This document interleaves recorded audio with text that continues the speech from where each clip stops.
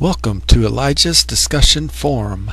That's where it's at, believe me. That is the people who are walking with Jesus and experiencing Him on a daily basis and reading His Word and having Him enliven that Word to them.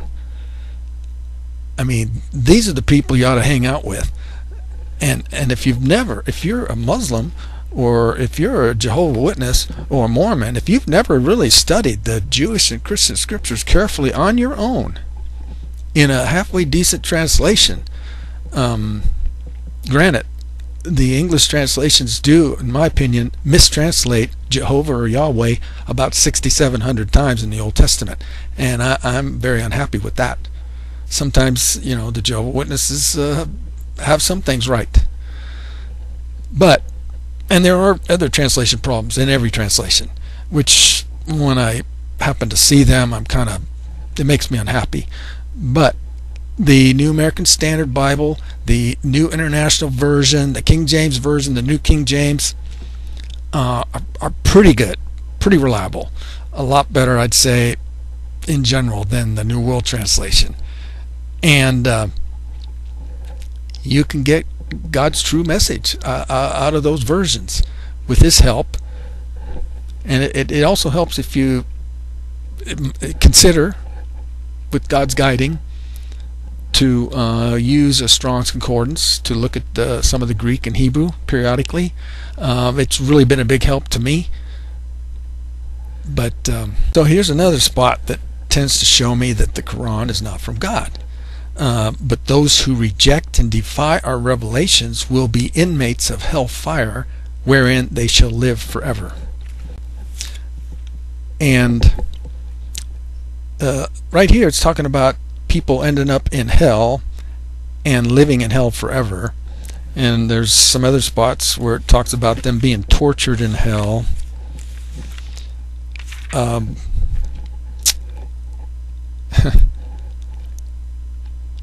This just happens to be one of the teachings floating around in Islam and in some or a lot of the so-called Christian church too, where they think that people who reject Christ or reject God end up in hell to be tortured and tormented forever and ever.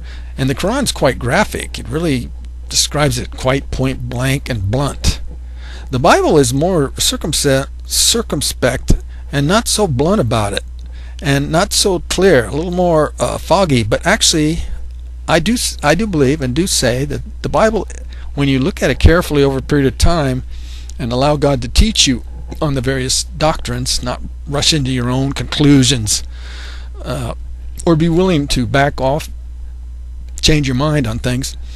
When I look at hell, for example, in the Bible, the proper teaching is that in Genesis, it clearly reveals to us we are not eternal. We are not eternal until we eat from the tree of life, and we are denied from eating from the tree of life. This is the first couple chapters of Genesis. It tells us that. And as you go through the Bible, it makes it clear that only the people who trust in God and trust in Jesus and continue trusting all the way to the end of their days will be granted to eat from the tree of life and become eternal. That's the true proper teaching. So everybody who ends up in the lake of fire after Judgment Day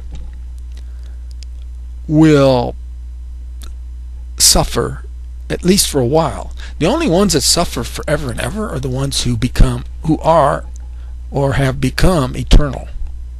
So most of the people who are going to be rejected on this planet and end up in the lake of fire will simply be destroyed.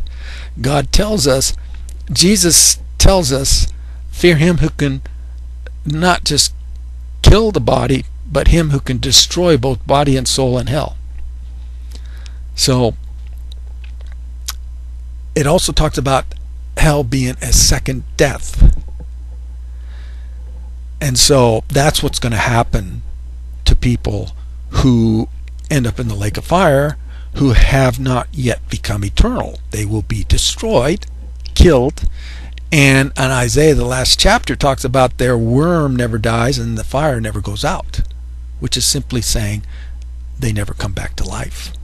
Jesus quoted that scripture, or said the same thing. And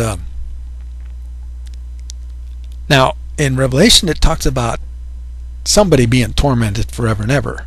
It doesn't really spell out what that torment consists of.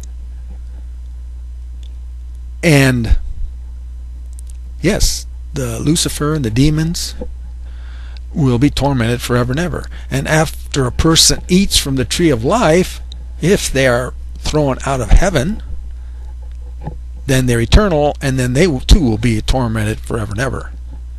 But I prayed about it, and I believe, according to the scripture and according to what God touched me in my heart, that He didn't really spell that out clear, and it's not really like what most people think. They put together some scriptures, when it talks about a certain amount of torture or suffering in hell, and then they jump to the conclusion that it's eternal torture and torment. Torture. So He didn't exactly make it clear. So I think we ought to just be a little quiet about some things that it's not exactly clear. I don't think it makes much sense either that God's going to torture people forever and ever. Torment, maybe restrict them to a certain area, and they're all just amongst themselves, and they have nothing really, they're without God and good people and the Spirit of God. That would by itself be extreme torment, believe me. That would be very bad. So, but you see, that's one thing it tells me that the Quran is not from God, because they make an issue of how you're going to be tortured forever and ever and never die. And here's another spot in the Quran, chapter 2, where it talks about people who commit evil, become encircled in sins, are the inmates of hellfire. They shall live therein forever. And here's another spot in Surah chapter 2 of the Quran, where it says, in the hereafter I shall drag them to the torture of hellfire, and it is an evil destination indeed. Anyway, it's quite clear that they believe you live in hell and you're tortured forever, whereas in the Bible I believe it's quite clear that you're destroyed and you cease to exist unless you're eternal. If you become eternal at some point in time, which most of us won't unless we're in God's family all the way to the end, most or all of us won't, only the eternal beings are tormented forever and ever. And I believe God told me, look here, I didn't really explain this clearly in there, so just be careful about jumping to all these conclusions that other people seem to want to jump to. So I doubt that He's going to torture anybody like in boiling water or fire forever and ever. To me it makes no sense, and you really can't clearly make that case from the Jewish and Christian scriptures. You don't have to make that case. You can look at it from the perspective of what we're saying here.